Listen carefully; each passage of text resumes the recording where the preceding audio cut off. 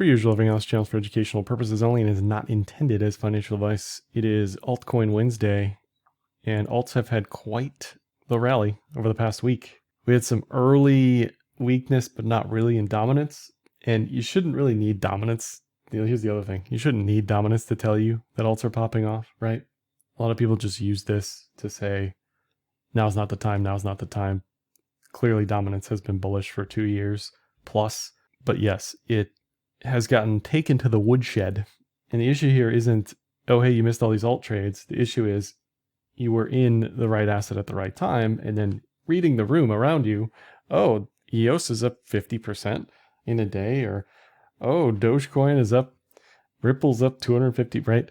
Dominance is a way to measure what's going on. But ultimately, if you read the tape a little bit, you'll also understand what's going on. As bearish as you think dominance would look, this actually isn't terrible. Now it is a TK cross on the cloud, and I'm sure like on the 1050 you're getting a bear cross here. It doesn't mean that this will continue to push through the cloud, but it might, right? It just means the dominance, no pun intended, of Bitcoin for the past 2 years is weakening on trend, right? So you can be like me and be a little bit more conservative and have waited until a day or two ago, a week ago to do anything, and you'd be totally fine. You can't catch all the trades. That's okay. Total 2 cruising there. The preferred altcoin chart, I know. This, I think, briefly hit an all-time high. Total 3, maybe that was total 3. Others, I don't think is as high, but just a straight rocket ship, right? A lot of stuff has awoken and arisen over the past week. On stablecoin issuance, a lot of this has been Tether. There's still a slight Tether premium, I believe, and that suggests just continuous unloading of Tether into the ecosystem, if for nothing else than to arb the premium. But there's a premium because there's Tether demand, and there's Tether demand because people are deploying Tether into the ecosystem, namely altcoins, right? Or they're using it for leverage on altcoins. So that makes sense. We're seeing money come into the ecosystem. This is the ETF flows version of altcoins, effectively. Total 2 BTC, stripping out stables for the first time in 2 years on the 2-day chart. Pick whatever you want. Again, do you really need this? Did you really need dominance to tell you that alts were bearish against BTC? Do you really need this chart to tell you some alts are doing very good against BTC? Most alts at this point are up quite a bit over the past week, right? The more interesting part to me is whether or not this has any follow through. Do we see what we saw in 2021 where just throw spaghetti at the wall and it's going to be BTC? Possible. I don't know, but it's possible. But there is clearly a change in trend.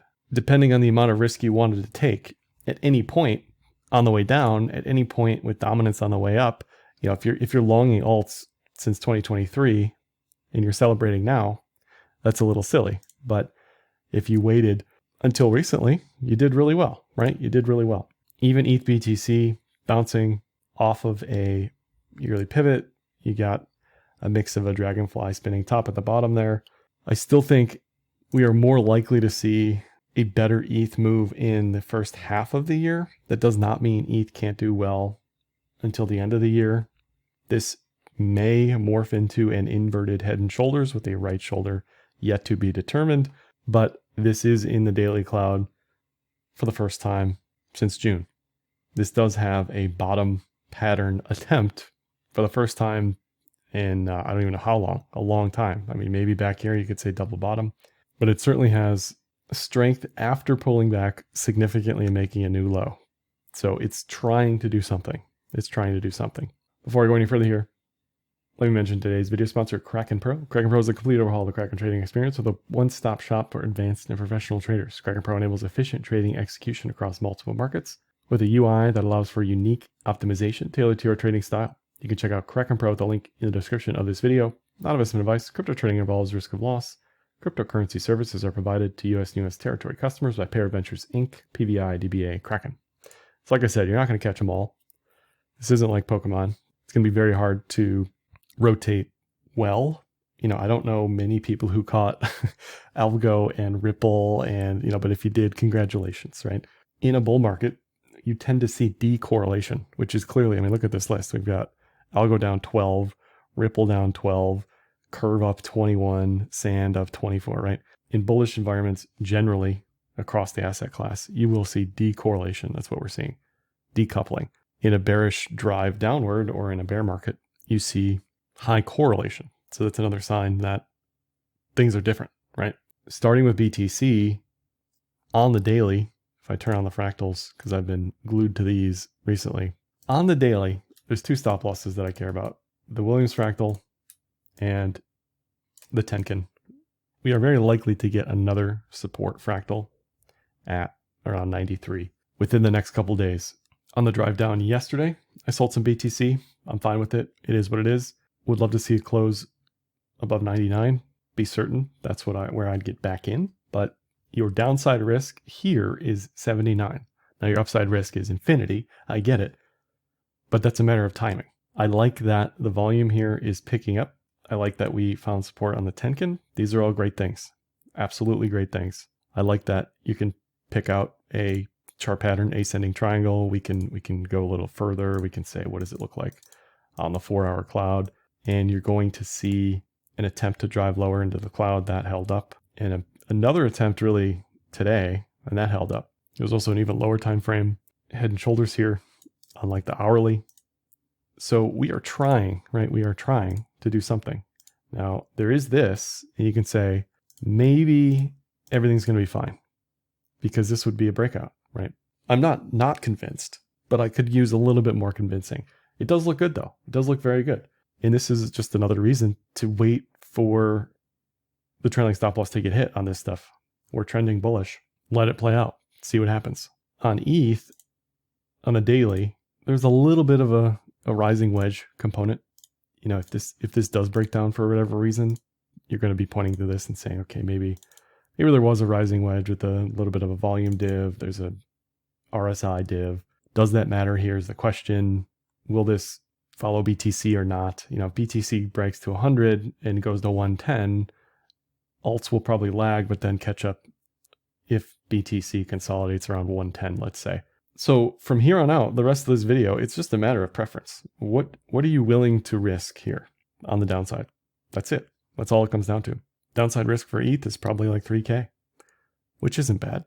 And it's done well. I mean, we can measure targets to infinity all day long, but that's not really what this is about. It's about what is the downside here? What are we willing to give back?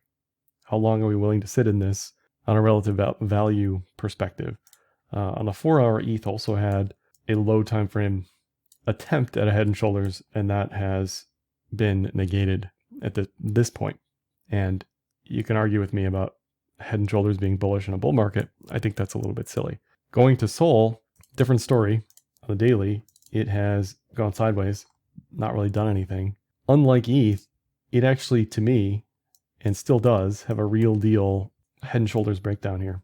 100 times out of 100, if I ever see this on any chart after a, I don't know, 50, 60, 70% run, whatever this was, I cannot just blindly say, this is going to be fine. For me, again, this is me. For me, I cannot touch this until we are back above the right shoulder, which invalidates the pattern. So between here and 200 is just a no touch zone for me. 200 is the fib support level. Depending on where you want to measure this, it's kind of tough because it's diagonal. Now we can say, you know what? It's none of those things. It's a falling wedge. Okay. I'm not going to disagree that it's not. I just can't unsee this. So that's all this is to me. It's a head and shoulders all day long. It's just bearish until it proves it isn't. And that's that. There's 25 million other things to trade. We don't need to waste our time arguing about Solana, right? There's just other places to be. Other places to be. Doge also had a few things on low time frames because to me, again, you know, do I have bear goggles on? Maybe, but it's not there, as I like to say. So we have head and shoulders versus ascending triangle bullish continuation, head and shoulders bearish reversal. Cloud makes up the difference here, and we've held above the cloud. It's a mess, but this does look okay here for continuation, especially if BTC can break 100. But if this starts to wither away below 38, I would be a little troubled at that if I was long. The other part about all these coins is what more do you want now, right? Like if you were to enter today, what do you want? Where are your targets, if any? Do you want to just eat the drawdown, that sort of thing? That's all just personal preference. Ripple, I didn't touch past 113. Okay, I missed this entire thing. It is what it is. Would I touch it up here? It's not for me. If I'm looking for stuff, you know what I'm going to say. I'm putting the Head and Shoulders block in the Head and Shoulders hole on that game that kindergartners play. This just doesn't look bullish to me. It would have to get back above 267 for me to care. It's already up like 5x in a month, right? Maybe trade something else. That's just me. That's just what my internal mechanism is saying when something is up as much as it is. Same thing with ADA. Similar, it's not perfect, but again, it's not there. I want this above 125 to care. On the daily, it is screaming above the TK lines. This doesn't have to pull back, but there is a higher probability that this goes sideways or chops around before continuation. You're also getting a little bit of an inverted dragonfly on this candlestick. Chart's all messy, but on this candlestick here, a little bit of an inverted dragonfly. Confirms on this candle, you'd want that lower than the last candle. Looks like this candle's closing about even, right? So it's a mixed bag, but would I touch this here? I would not. I would not touch this here. Volume, if it'll pop up here. Volume has been increasing, so that's good. That's a good sign. There's not a volume divergence, but ADA is now up 275 in a month. Now, can I talk? Because I didn't touch ADA. So can I realistically say anything? Does my opinion matter? It matters less. That's fair. But I'm not going to touch it up here. If we keep going down the list, a lot of these charts look similar to ADA. They're finally catching up. And what's interesting is, let's say ETH is like here. A lot of these other charts kept going. They had like their hyper burst, their turbo leg, right? You can see this rising wedge type of fractal on a lot of these charts, and it just broke up. And again, you're going to tell me rising wedges are bullish. Okay, I get it, but this is what ETH is missing. So if I was long ETH, I would be waiting for the rising wedge type of fractal to break up. That looks okay here. I wouldn't touch this, right? I would want to see a little bit of a flush on most of this stuff. Link, same deal. Most of these charts at this point are going to look the same as far as what my opinion is going to be, even though they've moved differently. L1s in DeFi have moved probably most recently. And maybe it's time for the age of Pepe again, right? Maybe we go back to the meme coin spigot and we take that for a spin. This would be an inverted Head and Shoulders on Pepe. So if anything here, a trade that I would take today would be Pepe over anything else other than BTC that I've seen today in this list, just because it's consolidated. Instead of going straight up for the past 4 weeks, right? It's consolidated for 2 weeks. Okay, right? I'll take a stab at that. Algo, much like Ripple. I mean, look at this thing, right? It's over. It's not, it's going down forever to zero. It's just, let's be realistic. It is up, even here, it is up 330%. That last candlestick on the daily, a gravestone, I believe, tombstone, something like that, got just smashed down today. Does not look like it's going to close higher than yesterday. Not something I'd want to sit in if I wasn't bullish long-term based on how that chart looks. Curve, same deal with everything else. It's already moved. It moved well. It broke out where we thought it would. We were watching this diagonal. I mentioned this diamond bottom. You've got some evidence for this Head and Shoulders thing as well. If we measured that, even that is within the wheelhouse of where we are now. So it would make a lot more sense to me for the stuff that's up 20,000 billion% to take a breather for a couple days, a week, see what happens with BTC. Maybe when the jobs numbers come out at the end of the week, BTC goes higher. Maybe it doesn't. Maybe we continue to chop around until the FOMC meeting, options expiry. But I don't see a rush to just jump into a bunch of stuff that's already moved a bunch. SUI looks okay. It led the market on the way up, and now it's just sort of consolidating. I don't really have anything to say. Here, it could be a cup and handle. You could interpret that as cup and handle, and you'd measure that from high to low there. 475 sounds like a good target for that one. Tao's another one I saw on probably Twitter. Somebody had a chart like SUI, it led the market and then went sideways while the rest of the market caught up, right? And now the question is, okay, is this bullish or bearish? It looks more bullish than it did the other day. I don't know what this is necessarily, like a W double bottom maybe. Doesn't look horrible. It needs BTC to continue, and that's kind of the story with all these alts, even Pepe, right? As much as I like this chart, it needs BTC to do well. It probably needs ETH to do well more than anything, but as long as BTC can hold above 94, alts can continue to do well. So that's certainly a key level. For altcoin land, AVAX, you can see again this like type of, I don't know, rising accumulation or something, right? Kind of similar to ETH, where it hasn't quite had its blow off leg yet.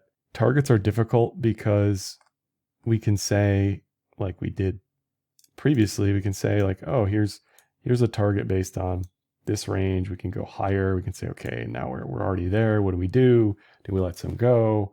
Do we hold here? That is just personal preference completely, right? There's just nothing for me to say that's going to matter and shouldn't matter. It's just personal preference. You're up possibly over 100%. What do you want to do here? Do you want to hold half of that for the next 6 months? Do you want to let some of this go? Do you want to sell all of it and forget about it? That's up to you. While I'm thinking about it, Sol BTC also hasn't gone anywhere. Long term, not now. Again, I own 0 Sol. If we are back above 0027, that is the level. That's the pay attention level. Down here on the daily, on the weekly, you can chop around all at once. Cloud is not something you generally use when we are chopping around for a year. So the cloud isn't really going to help you very much. What's going to help you here is just lines, diagonal line, horizontal line. I'm not the type of trader to long here expecting this to be bullish and breaking out. I have more faith in BTC following through than I have on Sol. And that's just me, right? That's my personal preference. So if you're the opposite and you like the likelihood, probability, possibility of this breaking up, then you're focused on the Sol side of the equation, right? To me, this just looks like chop until it's above new highs. That's it. So I just think it makes more sense to care more about BTC than Sol. And the Sol chart, on USD hasn't really looked great recently. One that I did get an alert for yesterday was XMR. Similar to Ripple, now this isn't going to have the move that Ripple had, but similar to Ripple, there was a level here, 180, something like that. That's where I had my alert probably, where it just has been here for, I don't know, a year and a half, right? This measures the 233, 275. It looks okay. It's just not many people can access Monero to buy it. It's not listed widely. So it's very hard for Monero to do well just on that perspective. That's just the truth. So it really just doesn't make sense to me. The trade, unfortunately, love Monero, but it's not really that accessible to people. XLM reached a multi-year high here on the USD pair. And, do you like it here or not, right? Do you think it's going higher in 6 months or not? I don't know. Can I guarantee you're going to be able to buy back lower? I can't guarantee, but if I had to make a bet on it, I'd say it's probably likely that at some point this tries to stab lower. But again, I didn't trade this, so what does my opinion even matter? Maybe a little Adam and Evie on the 4 hour. Not turbo bear, but not really excited to be here either.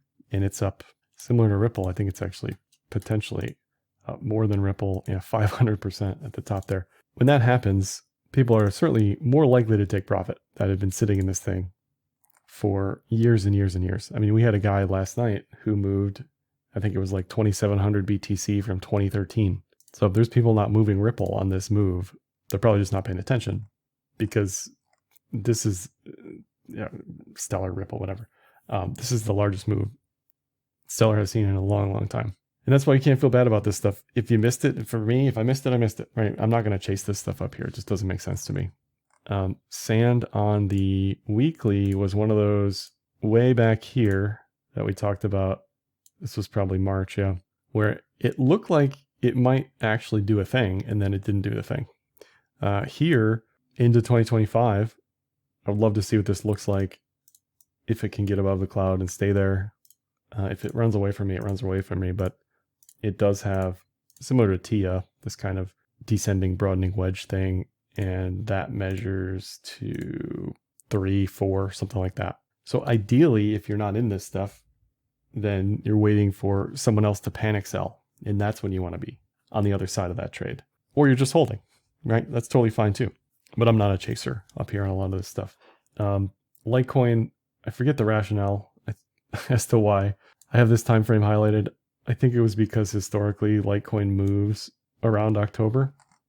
And here we are. You know, it's lower than Stellar and Ripple. It has potentially a 2x plus in it still from here. I don't love it, but it looks okay. You know, it's bullish. I like Pepe more. That's just me. That's just me. Personal preference. There's an embarrassment of riches here across the board. So you just got to stick with what you know and what you like to trade. I think that's really the takeaway. SHIB looks fine. Looks okay. Still has all sorts of, you know, inverted head and shoulders type fractals. I'd rather trade Pepe. That's just me. But this looks okay. Looks okay. FTM reached the megaphone target. Look at that. And that's the other thing. A lot of these range expansion targets are getting hit. So at this point, what's left, right? And it's another consolidation. It's another bullish continuation after that, potentially. But it's just a probability thing. Do we think all this stuff's going to keep going is the question. Near with like the rising wedge, post burst, fractal, TIA looks okay. Looks less insane than a lot of charts, so I don't hate it here for sure. Filecoin reached a multi-month level up here. Multi-month level. I don't hate this at 8. Looks okay, right? You know, maybe this does keep going, right? I don't know. Long term, maybe it's still a 2x from here. Maybe it's still a 2x from here. We'll see. But it looks okay. And then just because I mentioned it, we'll go to EOS. It'll stop there. But even EOS, even the mighty EOS is pulling up. And I just can't think that people are holding on to this, right? You know, if you've watched this or anything fall 80, 90% in a couple years, I wouldn't be holding it.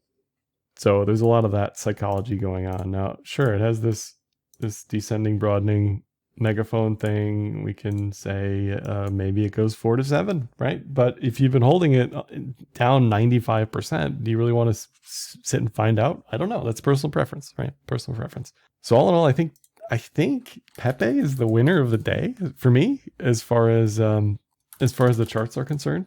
And then from there on out, it's really just what do you prefer? What do you prefer to sit in? What is your time horizon?